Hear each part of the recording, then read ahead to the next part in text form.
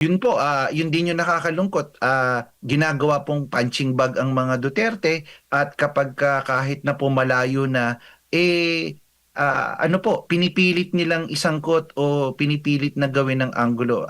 Bakit, yung tanong natin dito, bakit hindi na lang kung meron mang pagkakamali o meron mang hindi naging okay na pagtugon, magkaroon na lang ng full accountability dito at bagkus, wag na lang tayong magsisihan at gawin na lang natin kung ano yung tama at nararapat para sa taong bayan. Opo. Prof, maiba lang ako dahil tulad ng sabi mo, 2026 na at syempre habang papalapit po, tumitindi po yung politika dito sa ating bansa. Ngayon nga lang, bago lang magtapos ang taong ito, ay samot-saring mga aligasyon, reklamo ang inihain laban kay Vice President Sara Duterte. Ano naman po masasabi po ninyo, unang-una doon po sa nagpalabas ng kanyang affidavit, itong si Ramil Madriaga, laban dito kay VP Sara Duterte at yung mga plunder complaints pa na inihain naman dyan po sa Ombudsman. Opo, yun din ho yung nakakapagtaka, no? Sobrang init ng politika na hindi naman na po dapat, hindi, I mean, kailangan pa ba natin itong mga to na address na ito? Nagdesisyon na rin din ng Korte Suprema pagdating dito.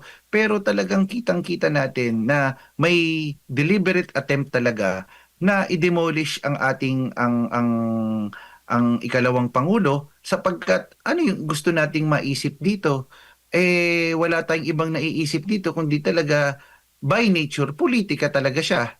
Ang tanong, sa dami ng problema at yung mga accountability measures na dapat nating gawin at dapat nating unahin, bakit lalabas itong mga bagay na ito sa ganitong panahon? Ikalawa pa,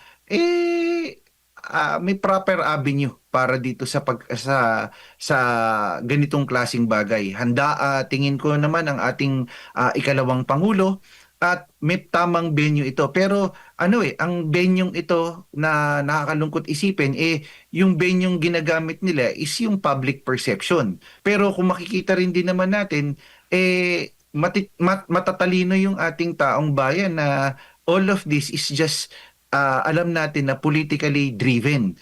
At imbis na magkaisa tayo, mas lalong ginagawa nilang divisive. So hindi ko alam at hindi natin alam kung ito ba ay talagang intention nila na talagang pagwatak-watakin ang ating taong bayan sa pamamagitan ng pagde-demolish sa isang ikalawang pinakamataas na posisyon sa bansa at justify yung support sa So talagang mararamdaman natin yung girian ng puwersa pampolitika ng ating bansa. At ang nakakalungkot dito, Edmar and Sir Jade, mas lalong winawatak-watak ang ating taong bayan. Oo, at madalas Prof, napapansin din po ninyo nagagamit ang mga Duterte kapag may mga issues ng katiwalian na lumalabas at biglang lihis sa issue laban naman po sa mga Duterte. Yun po, yun din yung nakakalungkot. Ginagawa pong punching bag ang mga Duterte at kapag kahit na po malayo na, pinipilit nilang isangkot o pinipilit na gawin ng anggulo. Bakit, yung tanong natin dito, bakit hindi na lang kung meron mang pagkakamali o meron mang hindi naging okay na pagtugon, magkaroon na lang ng full accountability dito at bagkus, wag na lang tayong magsisihan at gawin na lang natin kung ano yung tama at nararapat para sa taong bayan. Opo, ang nakikita ngayon, Prof, para bang ang mga Duterte, yung ang problema ng Pilipinas ngayon? Tama po, tama po. So kung may konting malaking issue ang sisi sa mga Duterte, kasi ganito, kasi ganyan, and lalong nawawala ng accountability at kulang sa accountability talaga pagdating dito sa ganitong klasing sitwasyon. Opo. Itong mga korupsyong nangyayari at itong sisi sa mga Duterte at marami pang ibang mga issues ay sa tingin mo ay bahagi na ng paparating na eleksyon sa 2028, Prof. Itong mga nakikita po ninyo, mga paghahanda na ginagawa nila para hindi talaga makapwesto ang mga Duterte at yung mga gustong makapwesto ay ready na.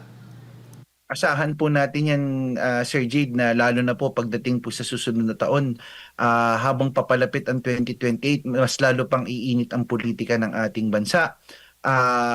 Hanggang matapos itong ah, ah, taon na to at papasok na bagong taon, talagang mas iinit pa at talagang maghahanap pa at maghanda tayo sa marami pang pwedeng mangyari sa sitwasyon ng politika. At ang naalungkot, Sir Jade, sa dami ng nangyayaring problema sa politika, ang kawawa yung ating taong bayan. Opo.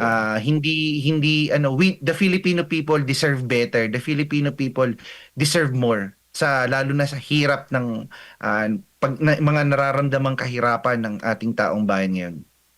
Huli na lang, Prof, sa ngayon ba may mga nakikita na kayong contender o pantapat kay Vice President Sara Duterte kung sakali magtatakbo siya sa pagkapangulo sa 2028? Ako sa tingin ko meron naman meron naman diyan tingin ko, pero paano mo sa pagkakataong ito, napakataas pa rin din ng approval rating. Lumabas nga very recent survey nung isang survey firm.